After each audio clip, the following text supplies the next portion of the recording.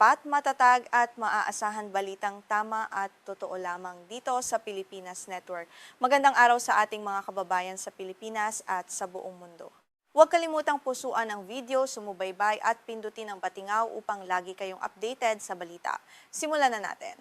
Isang malawakan at madugong pagsalakay ang muling yanig sa Ukraine matapos magpakawala ang Russia ng serye ng mga misal at drone kagabi. Batay sa ulat ng mga awtoridad, hindi bababa sa 11 katao ang kumpirmadong nasawi, habang 12 ng iba pa ang malubhang nasugatan. Maraming sibilyan din ang kasalukuyang naipit sa loob ng mga gumuhong gusali habang patuloy na naghahanap ng mga nakaligtas ang mga rescue team sa gitna ng banta. Sa pinakahuling ulat mula sa hukbong panghimpapawid ng Ukraine, nagpakawala ang puwersa ng Russia ng kabuuang 73 missile at 656 na drone sa buong bansa. Kabilang sa mga pangunahing target ng matinding pambobomba na ito ang kabiserang lungsod ng Kiev, ang gitnang bahagi ng Dnipro, pati na rin ang mga silangang lungsod ng Poltava, Kharkiv at Zaporizhia na nakaranas ng matinding pinsala. Sa kabila ng tindi ng pag-atake, naging mabilis ang tugon ng Ukrainian Air Defense Forces upang pigilan ang mas malaking trahedya. Nagawa nilang wasakin at pigilan ang humigit kumulang 40 missile at 602 drone bago pa man tamaan ang kanilang mga target. Gayunpaman, dahil sa dami ng mga sabay-ay na ipinadalang armas ng Russia, may mga nakalusot pa ring sumira sa mga mahahalagang pasilidad doon. Ayon sa opisyal na pahayag ng militar, naitala ang pagtama ng 30 ballistic missile, 3 cruise missile, at 33 drone sa hindi bababa sa 38 magkakaibang lokasyon sa bansa. Bukod dito, ang mga naghiwalay na labi mula sa mga nawasak na drone ay bumagsak din sa 15 iba pang lugar na nagdulot ng mga sunog at pinsala sa mga kalapit na ari-arian ng mga natatakot na mamamayan. Sa kabiserang lungsod ng Kiev, labis na pighati ang sumalubong sa mga residente matapos kumpirmahin ng State Emergency Service na 4 na katao ang napatay. Umabot naman sa 58 individual ang nasugatan, kabilang ang 3 bata na agad isinugod sa pagamutan.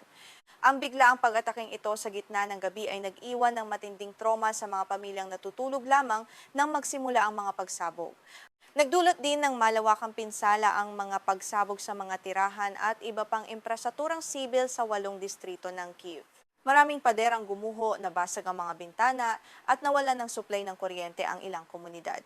Ang mga bumbero at rescue workers ay walang humpay na nagtatrabaho upang apulahin ang mga sunog na sumiklab sa mga apartment complex na direktang tinamaan ng mga pira-pirasong shrapnel ng missile. Samantala sa gitnang rehiyon ng Dnipropetrovsk, partikular sa lungsod ng Dnipro, hindi bababa sa 6 na katao ang naiulat na nasawi habang 36 na iba pa ang nasugatan dahil sa mga direktang pagtama ng airstrike ng Russia. Agad na nagpadala ng tulong ang pamahalang lokal upang masagip ang mga biktima, ngunit mas naging mapanganib ang sitwasyon dahil sa patuloy na pag-atake sa mga katabing establishmento. Isang malaya na trahedya ang naganap nang magsagawa ang Russia ng pangalawang pag-atake o double top strike habang rumeresponde ang mga unang sumaklolo sa pinangyarihan ng unang pagsabog. Dahil dito, isang matapang na rescuer ang kumpirmadong nasawi habang sinusubukan niyang magligtas ng buhay. Ang ganitong uri ng taktika ay mariing kinondena ng mga otoridad dahil sa direktang pag-target sa mga humanitarian workers. Hindi rin nakaligtas ang lungsod ng Kharkiv sa silangang bahagi ng Ukraine kung saan hindi bababa sa 14 na katao ang naiulat na nasugatan. Malubhang napinsala ang mga residential houses, mga garahe at mga sasakyan ng mga residente na nakaparada sa kalsada. Ang malalakas sa pagsabog ay nagdulot ng malaking butas sa mga kalsada at nag-iwan ng makapal na usok na bumalot sa buong kapaligiran ng lungsod na iyon. Sa kasalukuyan, isang 2 palapag na gusaling tirahan at bahagi ng isang 4 na palapag na apartment block ang gumuho ng tuluyan. May mga ulat na may mga residenteng nakulong pa rin sa ilalim ng mga gumuhong labi ng mas malaking gusali. Naririnig pa ang ilang hiyaw para sa saklolo, kaya naman maingat na tinatanggal ng mga tagasagip ang mga semento gamit ang kanilang mga kamay at ilang mabibigat na kagamitan. Ang nakatatakot na tunog ng mga pagsabog ay umalingaw-ngaw sa halos buong magdamag hanggang sa kinaumagahan sa maraming bahagi ng Ukraine. Libo-libong pamilya ang napilitang bumaba sa mga underground shelter at subway station upang magtago. Ang kawalan ng katiyakan kung kailan hihinto ang mga sirena ay nagdulot ng matinding takot at pangamba sa kaligtasan ng kanilang mga mahal sa buhay na hindi pa makontak. Bago pa man ang malawakang pambobomba na ito, ilang araw nang naghahanda ang Kyiv sa posibleng muling pag-atake ng Russia. Nagbabala na si Ukrainian President Volodymyr Zelensky na nagpaplano ang Russia ng panibagong serye ng opensiba. Hinimok niya ang kanyang mga mamamayan na manatiling mapagmatiyag, mag-ingat at agad na pumunta sa mga ligtas na taguan sa tuwing tutunog ang mga sirena ng air raid sa kanilang lugar. Sa Podilsky District, nagkaroon ng bahagyang pinsala sa mga itaas na palapag ng isang siyam na palapag na gusali na naging dahilan upang maipit ang ilang residente sa ilalim ng mga labi. Nagpapatuloy pa rin ang mga operasyon ng pagliligtas kahit na umiiral pa rin ang air raid alert sa buong lungsod. Mapanganib ang sitwasyon para sa mga rescuer dahil sa banta ng muling pagbagsak ng mga natitirang bahagi ng gusali.